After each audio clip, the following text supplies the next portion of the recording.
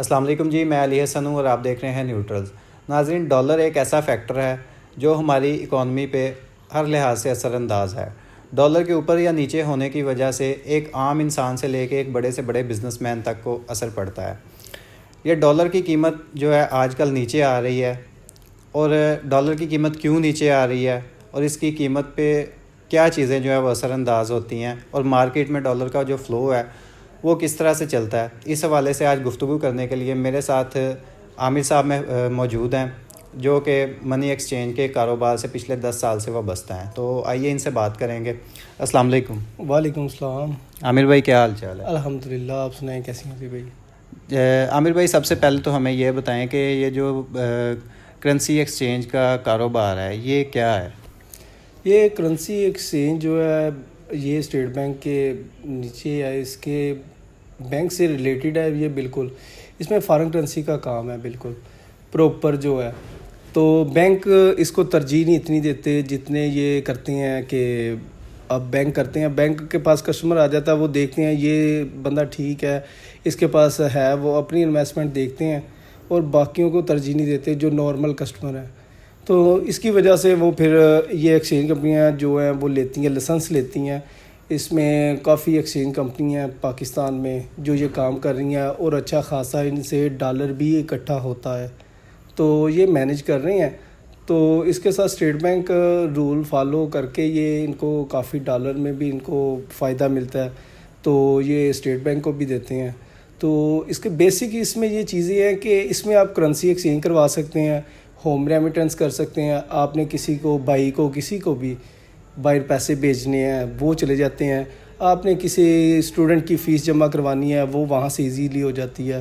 ये काफ़ी चीज़ें हैं इसमें जो ये बहुत इजीली वहाँ से हो जाती हैं। यानी कि जो करेंसी एक्सचेंज का कारोबार है, अगर ये कहा जाए कि ज़्यादा इसमें बैरूनी जो तरसीलात ज़र आती हैं या हमने भेजनी होती हैं, ये उसी से वाबस्ता? जी बिल्कुल। ये अगर आपने पहले तो होता था ये टीटी वगैरह लगती होती थी इसमें, डिमांड ड्राफ्ट। अब तो कुछ हद तक इन्होंने काफ़ी चीज़ें बंद भी की हुई हैं, काफ़ी सिक्योर कर रहे हैं इसको, क्योंकि ऑलरेडी आपको पता है ये पाकिस्तान के जो हालात हैं डॉलर की वजह से स्टेबल ही नहीं हो रहा था, तो इसको मद्देनज़र रखते हुए उन्होंने काफ़ी चीज़ों पे कंट्रोल किया। ये बताएं कि जो डॉलर है इसकी प्राइस पे कौन से ऐसे फैक्टर्स हैं जो असरअंदाज होते हैं, किस वजह से डॉलर की कीमत ऊपर या नीचे जाती है? अभी एक तो इंपोर्ट एक्सपोर्ट का है, इसका काफ़ी होता है। एक जब आप देखें मार्केट में एक चीज़ है उसका फ़्लो ज़्यादा है कि मार्केट में पड़ा हुआ है, उसकी कीमत कम होती है। जब वो नहीं होती उसकी कीमत ऊपर जानी हो जाती है। जब शॉर्ट हो जाता है, जब वो समझ लें कि ब्लैक होना शुरू हो जाता है वो। उसके बाद होम रेमिटेंस का इस पर बहुत असरअंदाज है। होम रेमिटेंस में इसमें डॉलर आते हैं जब, तो उसमें हमें काफ़ी फ़ायदा होता है।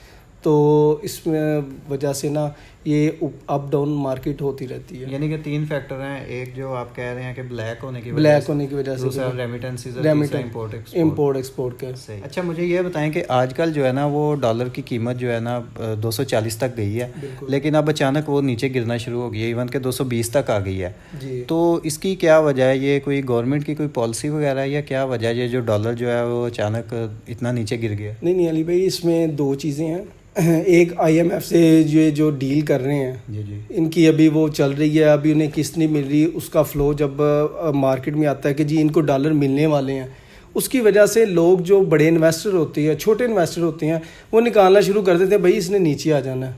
अच्छा, ठीक है। उसके अलावा हमारे साथ UAE ने एक कहा हुआ है कि हम इन्वेस्ट करते हैं यहाँ पे कितने बिलियन डॉलर का उन्होंने, तो उसकी वजह से इसके फ़्लो पे ना काफ़ी असरअंदाज हुआ है। जैसे डॉलर बाहर निकलना शुरू हो, उसकी डिमांड कम हो गई है, अब लेने वाला नहीं है। पहले होता था कि जी ये ऊपर जाएगा, तो इसकी वजह से ना ये अब नीचे आ रहा है।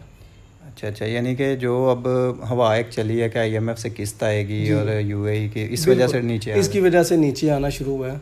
तो यानी इसमें डिमांड नहीं है, जिसकी वजह इसकी डिमांड नहीं है। पहले होता था कि जो भी मार्केट में होता था वो लोग सेव कर लेते, बड़े लोग या कोई भी था, कोई माफिया था, वो उसको सेव करना शुरू कर गया था। वो कहता था कि अप होगा तो हमें प्रॉफिट होगी, वो इस चीज़ को मद्देनज़र रख के वो अपने पास सेव करने लग गए थे।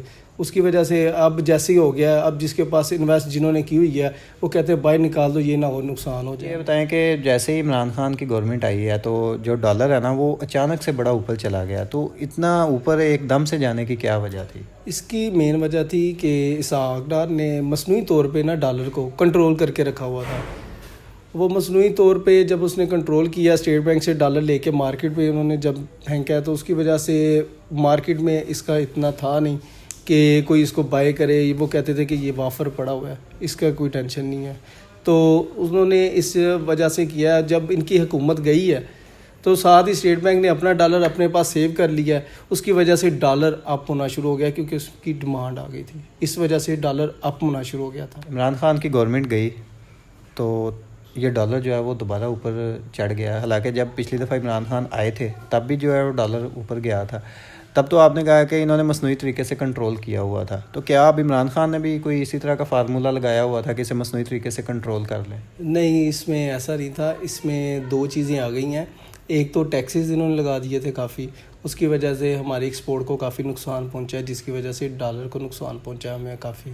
उसके बाद एक और बड़ी चीज़, हमारी होम रेमिटेंस को बड़ा नुकसान पहुंचा है। अब होम रेमिटेंस हमारी यहाँ पे यकीन करें आगे फ़्लो जो था, अब वो हमें देखता नज़र नहीं आ रहा कि आगे जो होम रेमिटेंस हमारे पाकिस्तान में आती थी वो बहुत ही कम है। उसकी वजह से भी ये एक बहुत बड़ा इफ़ेक्ट है।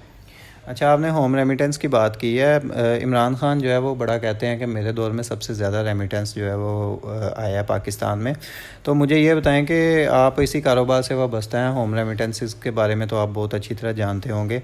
मार्केट में जो डॉलर का फ़्लो होम रेमिटेंस के हवाले से है, उस बारे में बताएं कि इस गवर्नमेंट में और पिछली गवर्नमेंट में उसमें कितना फ़र्क है? ये आप बड़ा अच्छा सवाल पूछा आपने। मैं आपको इसका ये जवाब दूंगा। बिल्कुल उसने हकीकत बात की थी। उसकी हुकूमत में होम रेमिटेंस बहुत ही आई है, इतनी ज़्यादा आई है कि आपको ये समझ लें कि 1 से 100 तक ये गई है, 1 पॉइंट से 100 तक गई है। वो हकीकत बिल्कुल ठीक कह रहा है वो। अच्छा, 1 पॉइंट से यानी कि इतनी ज़्यादा चली गई है कि नॉर्मल जो बंदा वहाँ से एक होम रेमिटेंस भेज रहा था ना, उसने उसका 10 गुना ज़्यादा भेजा। अच्छा, इतनी ज़्यादा? हाँ, वो इन्वेस्टमेंट इधर आ गए थे। वो कह रहे थे कि हमने वहाँ से अपना सब कुछ उठा के पाकिस्तान लेके जाना है, तो वो इस वजह से उन्होंने सारी इन्वेस्टमेंट अपनी पाकिस्तान में लेके आ रहे थे। इसकी वजह से काफ़ी फ़र्क पड़ा है। वो हकीकत बात है कि होम रेमिटेंस उसकी हुकूमत में बहुत ज़्यादा हुई है। अच्छा, ये बताएं कि अब इमरान खान की गवर्नमेंट के जाने के बाद होम रेमिटेंसेस पे कोई फ़र्क पड़ा? अली भाई, काफ़ी फ़र्क पड़ा है। आप समझ लें कि आगे अगर 10 पेमेंटें आती थी तो अब 3 आ रही हैं। उसकी वजह से डॉलर को काफ़ी नुकसान पहुंच रहा है। हमारी होम रेमिटेंस बहुत कम हो गई है। जो इन्वेस्टर आगे होम रेमिटेंस इधर कर रहे थे ना कि जी हम वहाँ से सारी चीज़ उठा के इधर ले आते हैं, अब यहाँ पे हुकूमत की पॉलिसियों की वजह से वो लोग वापस जा रहे हैं। अगर वो लेके आए ना यहाँ पे $100, वो कहते हैं यहाँ पे जो $100 था वो भी हम $200 साल लेके जाते हैं। वो जिस वजह से डॉलर को काफ़ी फ़र्क पड़ता है। तो मैं तो कोशिश यही करूँगा, अगर मेरा पैगाम हुकूमत तक पहुँचे, अपनी वो पॉलिसियाँ कुछ बेहतर कर लें कि कम से कम ओवरसीज़ के लिए थोड़ा सा फेवर दे दें, उससे इनको डॉलर आएगा भी। और यकीन करें, ये होम रेमिटेंस एक हमारे पास बहुत बड़ा ये एक है थी टैंक है, आप समझ लें इसको, कि इसकी वजह से हमें बहुत डॉलर आता है। और इसको ये बंद ना करें, इसको उनको फेवर दें, कुछ ना कुछ करें कि जी आप होम रेमिटेंस लेके आएँ, इसमें कोई ना कोई पॉलिसी अच्छी सी ले आए जिसकी वजह से हमें बाहर से ना मांगना पड़े डॉलर। तो ये हमारे घर के बंदे हैं, जो इतने लोग बाहर गए हुए हैं, तो इसकी वजह से हमें बहुत डॉलर आने की वजह से हम अपने पाकिस्तान को स्टेबल कर सकते हैं। अच्छा, आखिर में मुझे ये बताएं कि पिछले दिनों एक ख़बर चली थी कि जो करेंसी एक्सचेंज के जो डीलर है ना, उन्होंने अवाम को ख़बरदार किया है कि जिन्होंने डॉलर वगैरह स्टॉक किए हुए हैं ना, वो निकाल दें, क्योंकि डॉलर की जो है कीमत वो ना नीचे आने लग गई है। यानी कि उन्होंने एक हिसाब से अवाम को डराया ही है कि आप जो है ना, अब आपको नुकसान होगा, तो डॉलर जो है ना वो अब आप अपने पास ना रखें। तो क्या इस बात में कोई सदाकत है, या सिर्फ ये इन्होंने कोई पत्ता फेंका है कि अवाम जिसने डॉलर वगैरह स्टॉक किए हुए हैं वो निकाले, या वाकई डॉलर नीचे आएगा? अली भाई, पहले तो मैं आपको बताऊँ, मैं ख़ुद डीलर हूँ एक। तो इसमें यह है कि एक झटका पीछे लगा, डॉलर का नीचे आया, और एक आज झटका लगा। ये 2 झटकों की वजह से जब डॉलर नीचे आया ना, तो ज़ाहिर बात है क्योंकि हमारे पास भी होता है सामान, हमने भी कटिंग देनी होती है, उसकी वजह से हमें खुद नुकसान होते हैं। जो हमारे पास है, हम हेड ऑफिस अगर कटिंग नहीं देते उसमें हमें लॉस होता है। ज़ाहिर बात है, वो हम अपनी ब्रांच को लॉस में तो देख लेते हैं कि जी हमें ये नुकसान हो रहा है। तो उसमें जब ये एक आवाज़ आती है ना कि जी इस कंट्री से आपको पैसे आ रहे हैं, वो इन्वेस्ट करने लगा है, उस हवा की वजह से डॉलर नीचे आना शुरू हो जाता है। वो बेशक वो मिले या ना मिले, वो एक बात ये लग गया उसकी हवा से। ये पाकिस्तान में ये जब हवा चल जाती है जी, अब यूएई ने कुछ दिन पहले कहा था कि जी हम इन्वेस्ट कर रहे हैं पाकिस्तान में, उसकी वजह से झटका लगा। उसके बाद IMF के साथ पहले जो मुज़ाकरात हो रहे थे उसकी वजह से वो अभी फाइनल नहीं हुआ, अभी उनकी किस्त आनी है, उसकी वजह से भी कुछ मामला थे कि डॉलर नीचे आना शुरू हुआ है। ये 2 झटके लगे हैं जब, उसकी वजह से जब डॉलर नीचे आना शुरू हुआ है तो उसके बाद साथ ही जो बड़े इन्वेस्टर थे उन्होंने मार्केट में डॉलर फेंकना शुरू कर दिया, उन्होंने निकालना शुरू कर दिया कि ये निकलें, ये हमें नुकसान ना दे दें। उसकी वजह से जो फ़्लो है ना वो और मज़ीद नीचे आने के चांसेस हैं। जी बहुत शुक्रिया आमिर भाई। आमिर भाई हमारे साथ मौजूद थे, करेंसी एक्सचेंज के बिज़नेस के साथ ये मुंसलिक हैं। इनसे गुफ्तगू हमने की डॉलर के बारे में, जितना हम जानना चाहते थे इन्होंने बताया। तो अब तक के लिए इतना ही। जैसे कोई मज़ीद इस बारे में कोई ख़बर आएगी तो आप तक मज़ीद पहुँचाएँगे। दुआ में याद रखिएगा। इजाज़त दीजिए। अल्लाह हाफिज़।